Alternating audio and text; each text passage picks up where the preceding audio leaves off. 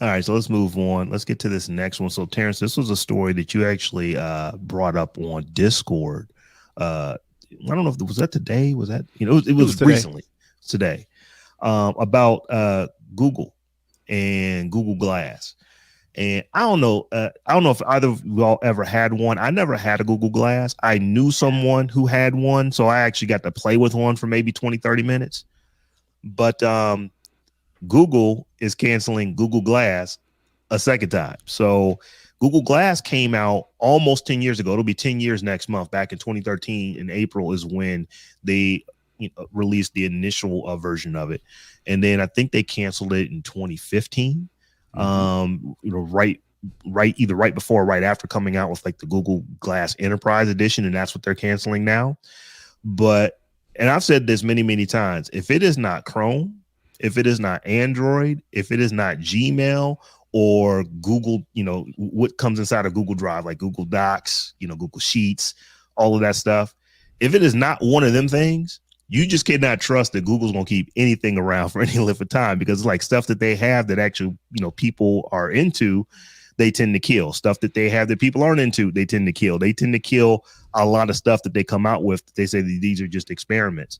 So I kind of wanted to dig in, your thoughts on Google canceling yet another product, but then really is AR and VR, is it where we thought it was going to be? I don't tend to think it is. I don't, I'll let you guys answer, for yourself, but I just kind of want to get your takes on, Google killing, this augmented reality headset.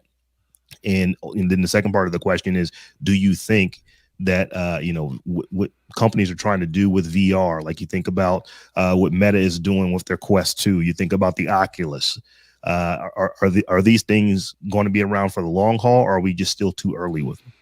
Well, consumer wise, we're a long way off, in my opinion. I think with Google Glass, the first time around, they try to make this consumer device to where me and you could go pick one up, put one on, get augmented additional information in front of our face. That will make things easier. When we revolted and said, "Nah, I don't want to be a glass hole," that's what they called them, glass holes. Google was like, "All right, we get it. Let's make this more of an enterprise thing," which, in my opinion, I think is a better direction for VR and AR, specifically AR right now, because you can be a worker in a factory working with customer support. Like, this big piece of machinery just broke. You're a factory worker. You call the support, and support people's like, "All right, put on the Google Glass." The worker puts it on, and a remote person sitting who knows where in some other country can see what the user is doing and kind of walk them through working on stuff, versus the whole project, the whole plant, the whole line got to shut down while the support company sends somebody over to figure it out. I think companies are so focused on trying to make something consumer faced versus kind of introducing it as more enterprise and seeing if there is a consumer base there or consumer application there. I think that's what VR and AR, in order for it to be mass, right? Because the reason why I say that is because, you mentioned it, Rob. Meta is talking about, Oculus and metaverse and all these things. When as soon as Chat GPT came out, Meta was like, VR who? And they pretty much just pivoted and on some chat, OpenAI, Chat GPT. That's the future. We focusing all this stuff on it. And even Apple is like, right now, back and forth. The engineers want Apple to go ahead and push it out. The artists and the designers are like, I don't know if the American people was going to wear this funky headset that you also, according to Apple's design, have to hook it to a battery pack, because you need a lot of power to run these things. And people really ain't using these big old things in regular versions. So Apple's back and forth on whether or not they're going to do it. And if they're going to do it, if they're going to launch it this year, if they're going to launch it next year. Meta's kind of like about face. Google Glass has pretty much said, nah, we out. So I think all that to say, I think virtual reality, augmented reality needs to be tested in the enterprise and use those applications, and then see if consumer applications, if it's beneficial or financially beneficial. I agree. I was very surprised that they would eliminate an enterprise solution, because I think had they really done their homework or made an effort or something, you could have found a legitimate enterprise solution across multiple industries for this particular technology. So it'll be interesting to see how the companies that did adopt it, because it seems like somebody bought the glasses and was using them in medical, applications and whatever, how they're going to fare once Google stops supporting them with software updates and different stuff like that. And I think if they would have just really hung in there and put Bard to the side for a moment, and to your point about rushing to chase the latest thing, y'all worried about Bard that don't even work when y'all could be over here making some real money on the enterprise side of these AR glasses. So I think that's a little short-sighted of them. I think if they could have just hung in there for a little while longer and kept the money going a little while longer, they probably weren't generating revenue yet, but I think they probably could have if they had just hung in there for a little bit longer. So I feel like this was a miss for them. I think, to your point, Terrance, AR and VR is still way out for consumer use. It's still a solution looking for a problem. I remember I still have them somewhere in here. I got a pair of Snapchat spectacles in here somewhere that they sent me that I never even put on my face, because I was just like, why? What am I ever using these for? They're not cute. I like what? So I think we're still at least 5 years, if not longer, out on a consumer adoption of this technology. So if they want to keep doing it, they better get on that enterprise train like ASAP. Yeah, unless, go ahead, unless, not to be nasty, unless if you think back to the HD DVD versus Blu-ray wars, word on the street was the industry that tipped the scales in favor of Blu-ray. It was porn. It's always so. If Google was trying to make some money, they'd be like, "Yo, let's bring in the porn industry. Let's get them some glasses.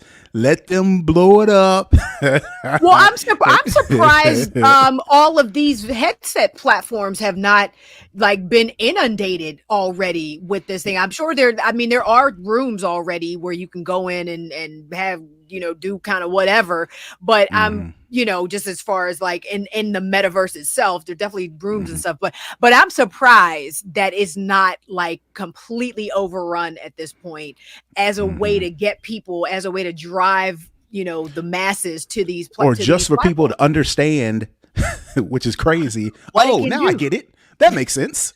Porn. So here's my thought on this. So I know we lump AR, augmented reality, and VR, virtual reality, into the same buckets, and for a lot of good reasons. There's a lot of ways that you should. But I think the problem, and this is more maybe on the VR side and about what we're talking about, how come the porn industry hasn't latched onto this yet, is because movies for the last 30, 40 years have basically ruined what we think VR should be as compared to what it actually is right now. True. What VR is in most people's mind is I'm going to be in the game. I'm actually in Tron, playing Tron, riding motorcycles and stuff like that. VR is not that. It's not even close to that yet. I think that gamers also will be, folks who will latch onto this when it is actually good.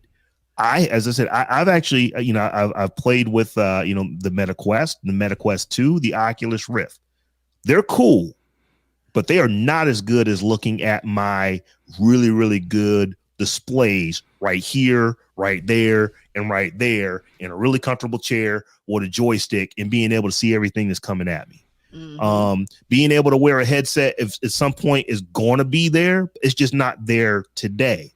So if you think about when when Google Glass came out 10 years ago, and we still haven't gotten to the point to where I think that this is a solution worthy of a problem to be met. I just don't know that people are having consumer problems with this. Terrance, I did the way you went, you need to work on something that you don't have the expertise. You put these glasses on and somebody can help you walk through it, giving you visual cues of what you need to touch, what you need to do. I do see that in the industry as being a place where augmented reality could go.